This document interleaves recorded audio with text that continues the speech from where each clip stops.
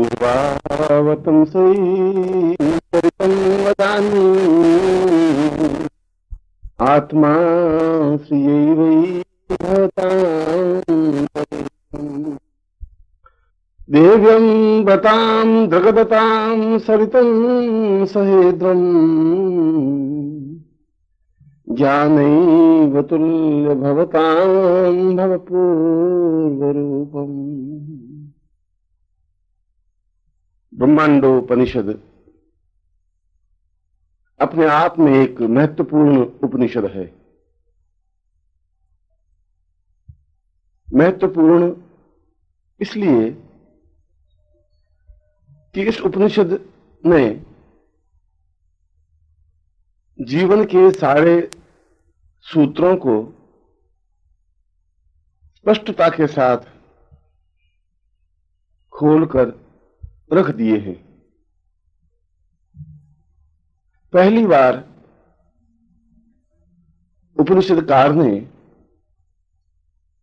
उन जटिल प्रश्नों को हल करने में सफलता पाई है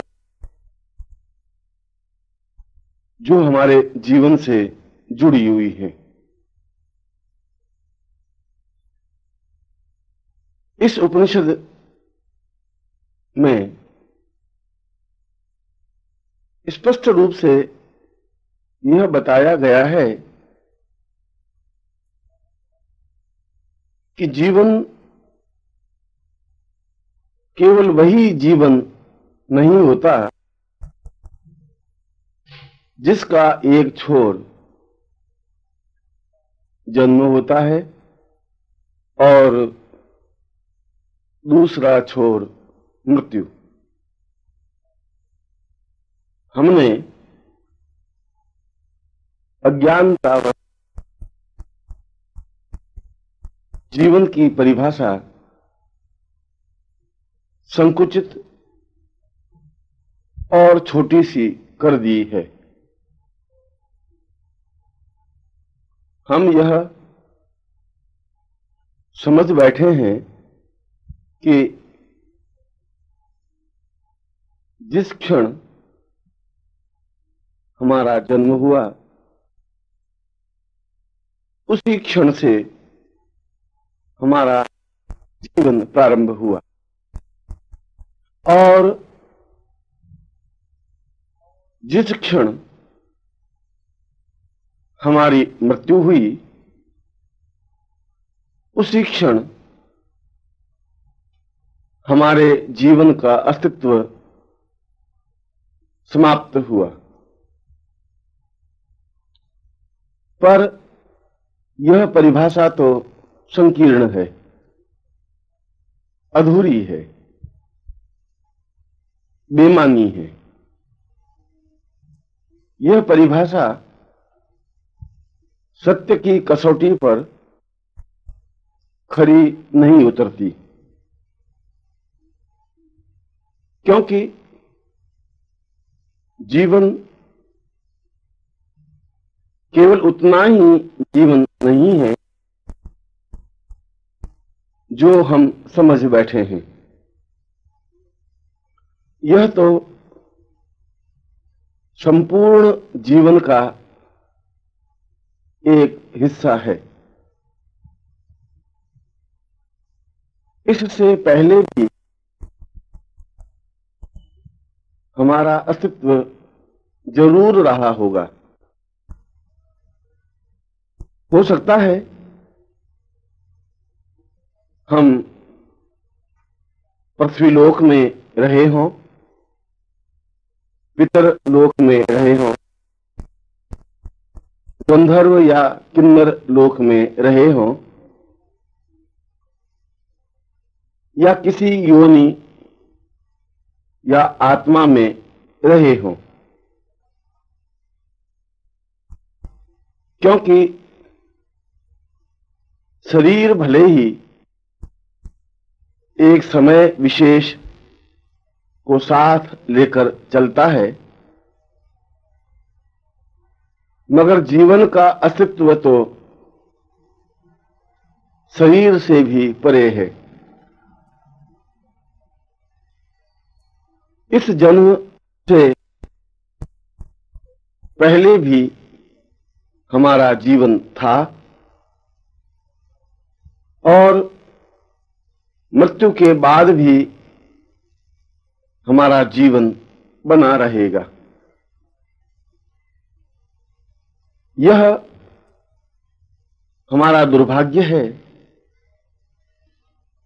कि हमने जीवन के उस भाग को नहीं जाना या जीवन के उस भाग को पहचानने की क्षमता हमें नहीं रही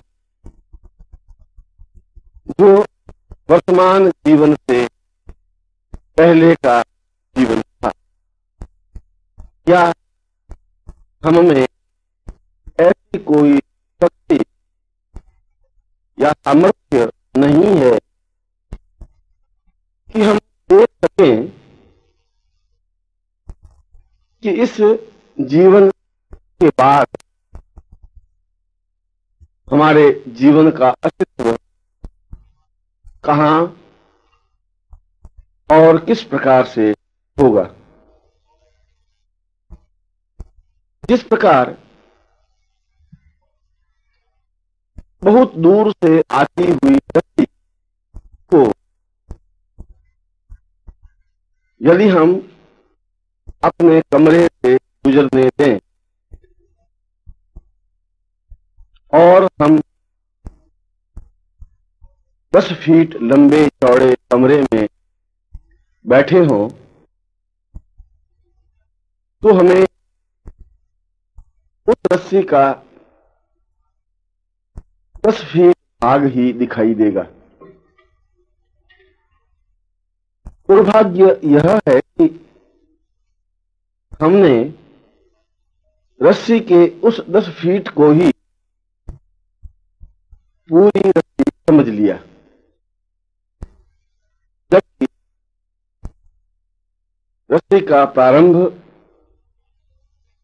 कमरे के बाहर भी बहुत दूरी तक है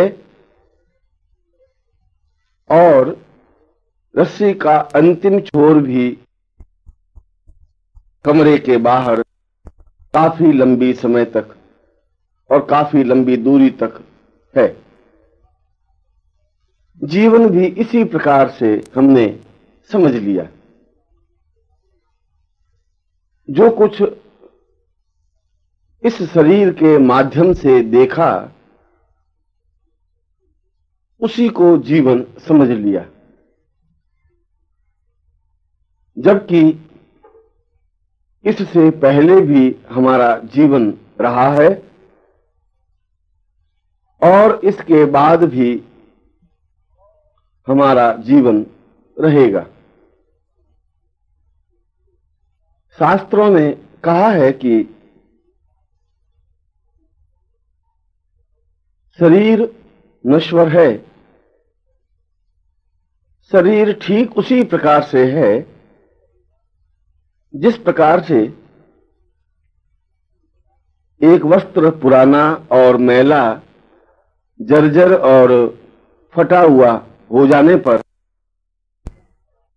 उसे फेंककर नया वस्त्र धारण कर लेते हैं, उसी प्रकार से जब शरीर रुग्ण, कमजोर, दुर्बल और कटा-फटा हो जाता है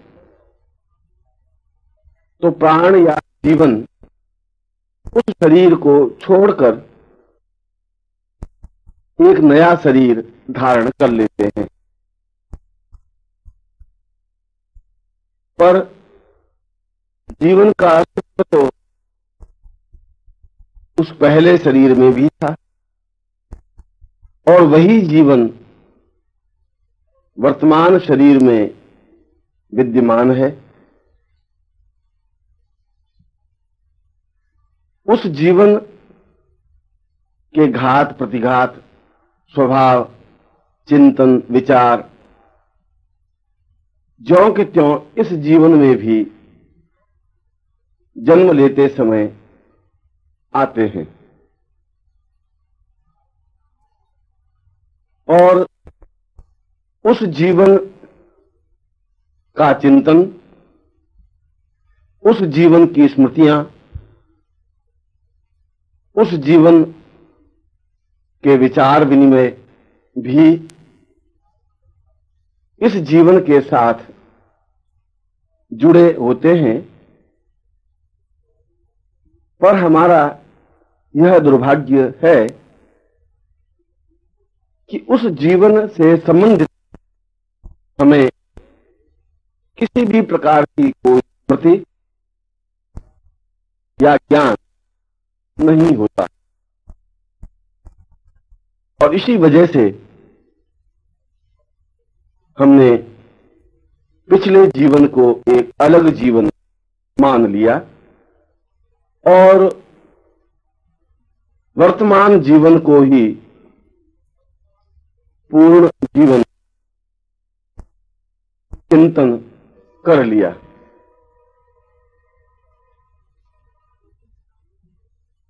पर यदि इस जीवन को समझना है, इस जीवन के रहस्यों को स्पष्ट करना है, तो पिछले जीवन को भी समझना जरूरी होगा, क्योंकि हमारा वर्तमान जीवन पिछले जीवन का ही एक भाग है। और केवल पिछला जीवन ही नहीं, इससे भी पहले जितने भी जीवन हमने लिए हैं, वे सभी जीवन हमारे वर्तमान जीवन के भाग हैं। यह बात तो सत्य है कि वर्तमान जीवन के रोग, हानि, लाभ, सुख, दुख पर पिछले जीवन का प्रभाव भी पड़ता है। वर्तमान जीवन में जो हमारी पत्नी या पति हैं, इनका अस्तित्व भी पिछले जीवन में अवश्य ही रहा होगा।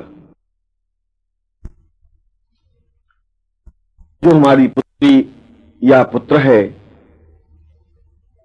जो हमारी प्रेमिका या प्रेमी है, जो हमारे शत्रु और मित्र हैं, इन सब का अस्तित्व, इन सब की उपस्थिति पिछले जीवन में थी और उनसे हमारे संबंध रहे हैं, और वे ही संबंध अच्छे या बुरे रूप में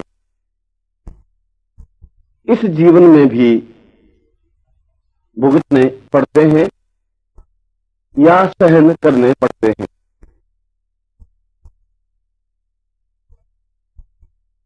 ऐसा हो सकता है कि वर्तमान जीवन में जो तुम्हारी पत्नी या पति हैं, वे पिछले जीवन में पत्नी या पति न हो, आपका उनका संबंध शत्रुवत रहा हो। ऐसा हो सकता है कि वर्तमान में जो आपकी पत्नी है, पिछले जीवन में आपकी परिचिता रही हो और आपने उसको धोखा दिया हो, उसको नुकसान पहुंचाया हो, उसके जीवन को बर्बाद किया हो, और वह प्रतिशोध, उस प्रतिशोध की आग उस स्त्री के मन में अवश्य ही रही होगी, मगर उसकी व्यवस्था होगी कि वह आपका कोई अहित न कर पाई हो। और वही परिचिता इस जीवन में बदला लेने के लिए आपकी पत्नी बनकर आई हो, और जो आप दोनों के बीच मतभेद हैं, लड़ाई झगड़े हैं, उपेक्षा है, अनादर है, जो एक दूसरे को देखना भी पसंद नहीं करते, जो तनाव है,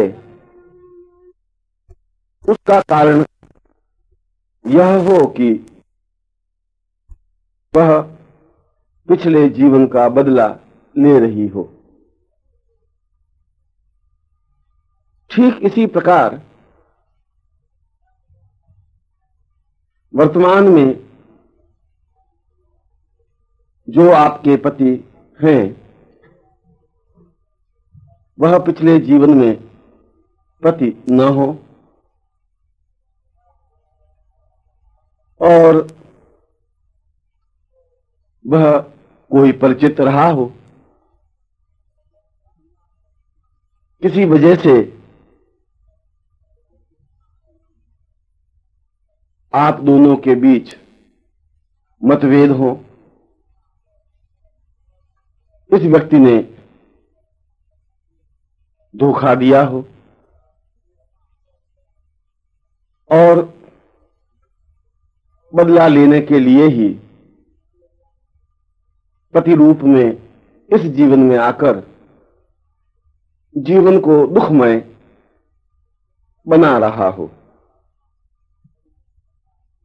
वर्तमान जीवन के पति पत्नी के इन संबंधों को पिछले जीवन के द्वारा ही समझा जा सकता है। यदि हम एक क्षण ठहरकर सोचें कि जिसके साथ हमने 7 फेरे खाए हैं, जो हमारा पति है, शादी के इतने वर्ष बाद भी उसके साथ अनुरक्ति क्यों नहीं है, क्यों नहीं प्रगाढ़ता है,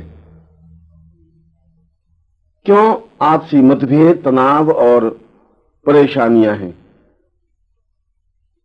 क्यों एक दूसरे के प्रति शक और नफरत है।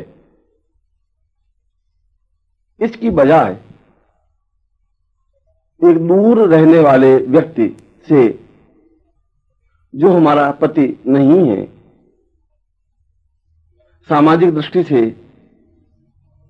उसके साथ पतिभाव नहीं है, फिर भी हमारे मन में उसके प्रति इतनी अनुरक्ति क्यों है? क्यों हम मन ही मन उसे पति के रूप में देख रहे हैं? हमारे मन में उसके प्रति चाहत क्यों है? क्यों हमारी इच्छा रहती है कि वह सही है, उसके साथ जीवन सुखमय व्यतीत हो सकता है? क्यों वह जब मिलता है तो हृदय में एक उमंग और आनंद की सृष्टि होने लगती है? क्यों हर समय आंखों में उसकी ही तस्वीर और चिंतन बना रहता है? ऐसा क्यों होता है? वर्तमान जीवन में तो ऐसा कोई तथ्य दृष्टिगोचर नहीं होता, क्योंकि वह दूर रहने वाला है, बहुत ही कम समय के लिए मिलना हुआ है, किसी भी तरीके से उसके साथ वैवाहिक संबंध बन ही नहीं सकते। फिर भी उसके प्रति चाहत होना, उसके प्रति प्रेम होना, हर क्षण उसकी सामीप्यता को अनुभव करना क्यों है? इसका कारण पूर्व जीवन में छुपा हुआ है। जिसके प्रति चाहत है, जिसके प्रति प्रेम है, जो दूर रहते हुए भी आंखों में बसा हुआ है, वह पिछले जीवन का प्रेमी या पति हो सकता है। यह अलग बात है कि वर्तमान जीवन में सामाजिक दृष्टि से उसके साथ पति संबंध नहीं बन पाए, पर वह तो देह का खेल है, प्राणों का और जीवन का खेल नहीं है। प्राण और जीवन तो उसी को पति मानेंगे जो पिछले जीवन में भी रहा है। देह और समाज कहेगा कि यह गलत है, जीवन कहेगा कि यही सत्य है। देह और समाज कहेगा कि यह सामाजिक मान्यताओं और मर्यादाओं के विपरीत है, पर यह समाज तो देह से संबंधित है और देह के साथ ही साथ सामाजिक मर्यादाएं भी समाप्त हो जाती हैं। इसलिए जब समाज कहता है कि जो व्यक्ति तुम्हारा पति नहीं है, उसके प्रति चाहत नहीं हो, पर जीवन तो उसी के साथ जुड़ा होता है और पूरा जीवन उसके साथ जुड़ा रहेगा।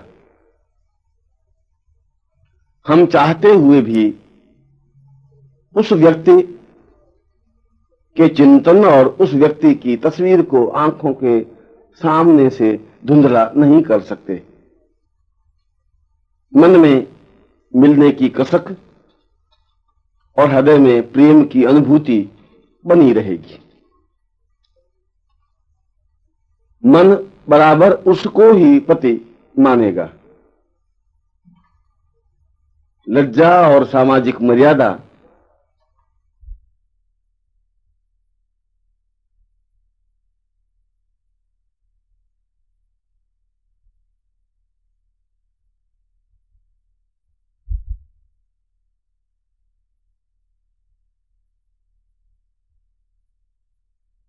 पर ये बंधन मन की छटपटाहट को समाप्त नहीं कर सकते।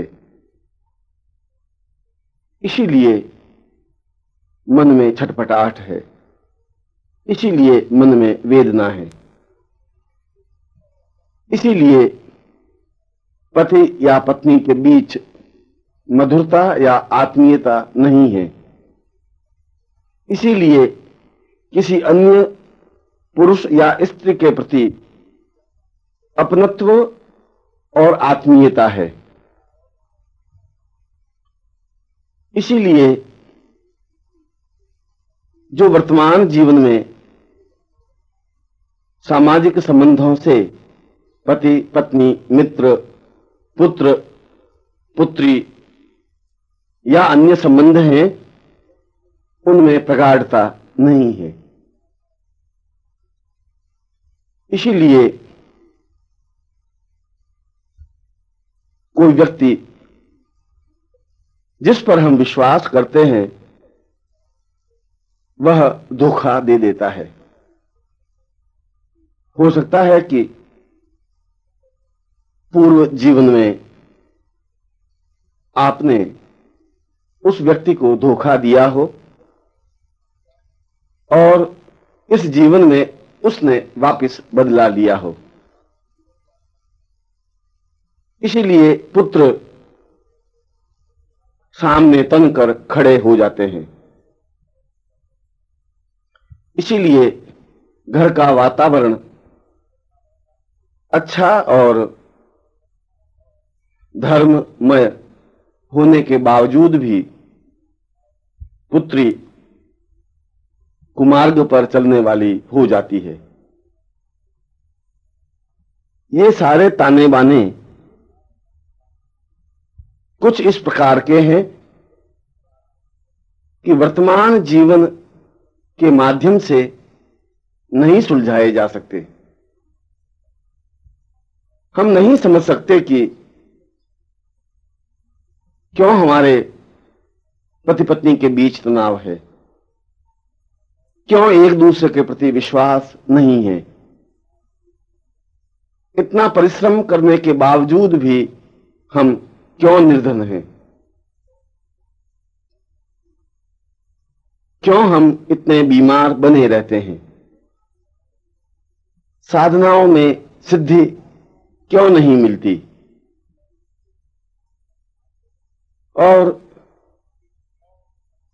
क्यों दूसरे के प्रति चाहत और आत्मीयता है, क्यों उससे मिलते ही मन में आनंद और प्रेम की लहर सी उठ जाती है, क्यों हर क्षण उसकी छवि आंखों में ही बसी रहती। ये प्रश्न वर्तमान जीवन के हैं, पर ये तभी सुलझ सकते हैं जब हम इन लोगों, इन संबंधों को पिछले जीवन से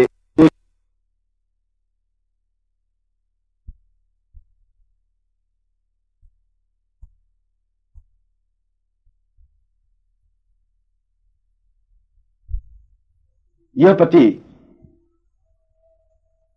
मेरा पति नहीं है, यह संबंध मेरे संबंध नहीं है।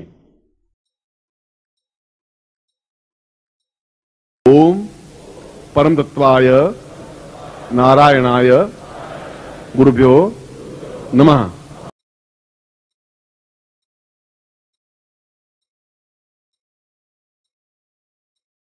ओम ह्रीं मम प्राण देह रोम प्रतिरोम चैतन्य जाग्रय ह्रीं ओम नमः।